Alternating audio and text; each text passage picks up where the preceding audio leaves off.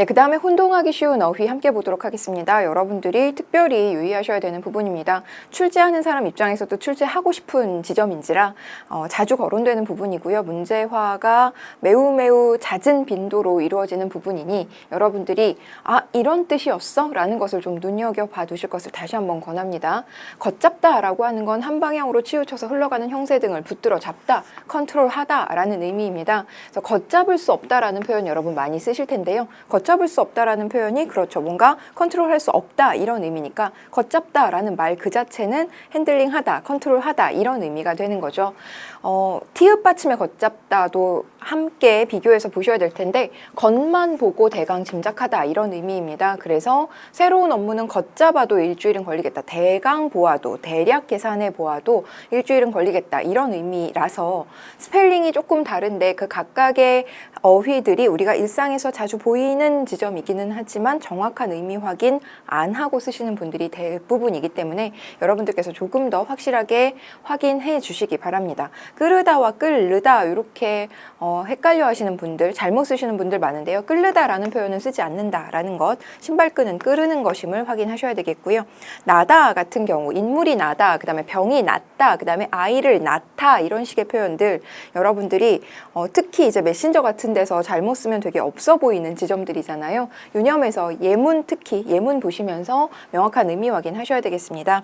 다르다 같은 경우 다르다와 달다 요거 구분하셔야 되겠습니다. 나는 그와 달라요. 그런데 속이 달다 라고 하는 건 뭔가 애가 타다 이런 의미가 되겠죠. 그래서 의미 확인하셔야 되겠고 대다, 집 앞에 차를 댔고요. 그 다음에 불에 대다, 발음도 약간 다르게 해보시면 오히려 의미가 더 확 와닿으실 수 있을 겁니다. 들르다와 들리는 것, 그 다음에 들이는 것 구분해서 보실 수 있어야 되겠고 들이키는 것이 아니라 들이켜다로 쓰셔야 됩니다.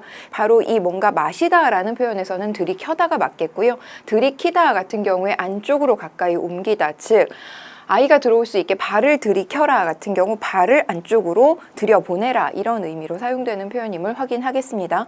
뛰다와 뛰다 구분 가능하실 거라고 생각하고요. 붓다와 불다와 붓다와 붓다 이거 많이들 헷갈려 하시죠. 붓다 같은 경우에는 많아지다, 디귿 받침은 많아지다 라는 뜻이고요. 불다는 어떤 변화가 일어나서 휩쓸다 이런 의미입니다. 스페인어 바람이 불었다, 어떤 유행을 타다 이런 의미가 되는 거죠. 시옷 받침의 붓다 같은 경우에는 살가죽이 부풀어 오르다, 라면 먹고 자면 얼굴이 붓습니다. 그래서 요 경우에는 눈이 부었다, 다래끼가 나서 눈이 부었다 같은 경우 기본형이 시옷 받침 붓다 라는 것 기억하셔야 되겠습니다. 티읕 받침 붓다 같은 경우는 실력 등이 더 생겨서 늘어나다 이런 의미인데요.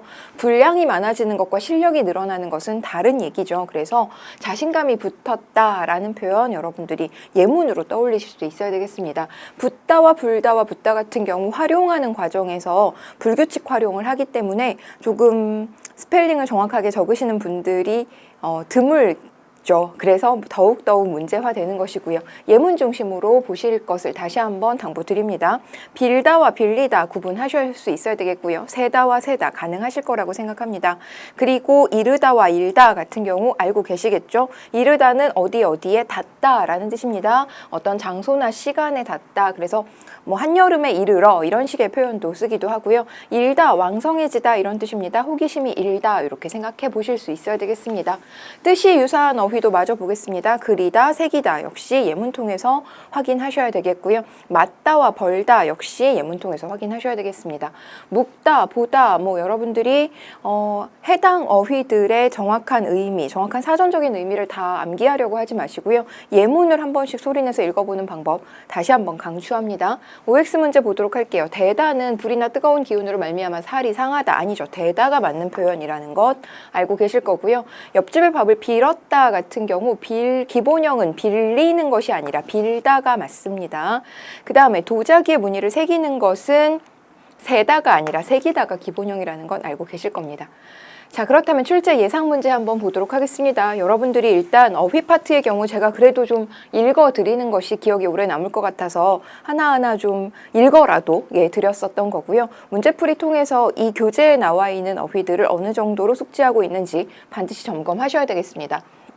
다음은 신체와 관련된 단어들이다. 보기에 제시된 두 단어의 의미 관계와 다른 거 골라라. 뒤통수와 후두 같은 경우에는 순 우리말과 한자어이기는 하지만 둘 다 동일한 의미를 나타내는 그렇죠. 유의 관계라는 것을 알 수 있습니다. 쓸개, 담낭, 염통, 심장 그렇죠. 그 다음에 뼈마디와 관절, 발가락과 족지 모두 다 같은 관계로 순 우리말과 한자어의 관계를 이루면서 유의 관계를 나타내는 표현들임을 여러분들이 확인하실 수 있겠고요. 무릎뼈는 그렇죠. 무릎에 있는 뼈를 의미하는데 척수골이라고 하는 건 이 척수를 타고 흘러내려가는 뼈를 의미하는 것이기 때문에 전혀 다른 부위죠. 이것은 유의관계라고 볼 수 없고요. 굳이 생각해 보자면 동일한 위상의 관계라고 볼 수 있겠습니다. 같은 레벨의 관계라는 것은 확인할 수 있는 거죠. 둘 다 뼈, 신체의 뼈를 나타내는 것이니까요. 그래서 여러분들께서 우리가 공부한 내용은 유의관계, 반의관계, 포함관계 정도인데요. 사실상 이 정도 수준에서 주로 출제되기는 하지만 그래도 어떤 어휘의 상관관계라고 하는 것은 훨씬 더 폭이 넓다라는 것 정도는 알아두셔야 되겠습니다. 예를 들어서 인과관계라든가 용도관계라든가 이와 같이 동일 위상의 관계, 같은 어휘들의 관계도 있더라 정도만 일단 확인하고 넘어갈게요. 2번 문제 보겠습니다. 보기를 참고할 때 상보반의어에 해당하는 게 뭐냐라는 겁니다. 반의어는 그 뜻이 서로 정반대에 있는 단어의 관계를 의미하는데요. 반의어에는 두 단어 사이에 중간항이 있는 등급반의어, 두 단어 사이에 중간항이 없는 상보반의어가 있다라는 겁니다.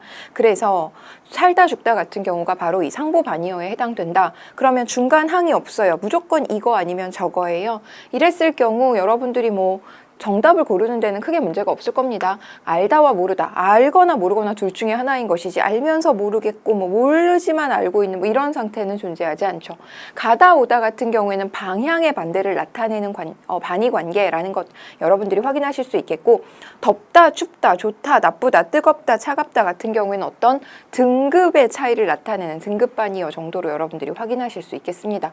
자, 일단 알다 모르다 상보 반의어라는 개념 여러분들이 확인하셔야 되겠고 등급 반의어 같은 경우에는 중간 항이 있다라는 것이죠. 덥다와 춥다 사이에는 좋다와 나쁘다 사이에는 그렇죠. 일정 정도 좋지만 별로 완전히 좋은 것은 아닌 이런 중간항이 존재하는 등급 반의어 관계임을 확인하실 수 있을 겁니다. 3번 넘어가 보죠. 단어 간의 의미 관계 고려할 때 기역과 니은에 들어갈 수 있는 말을 바르게 짝지은 거 골라라. 언어와 중국어 얘만 봐도 포함 관계인 거 우리 확인 가능하잖아요. 그러면 대학교를 포함할 수 있는 표현 골라보셔야 되겠습니다. 학교가 되겠고요. 그 다음에 자식 안에 포함되는 것, 자식 안에 포함되는 것, 그렇죠. 가아가 된다는 것 확인할 수 있겠죠. 매제는 여자 형제의 남편을 의미하는 것이고요. 가아 같은 경우에는 아름다운 자녀라는 뜻입니다. 그래서 아주 능력이 뛰어나거나 외모가 출중한 아이를 가아라고 표현한다는 것 알아두시면 되겠습니다.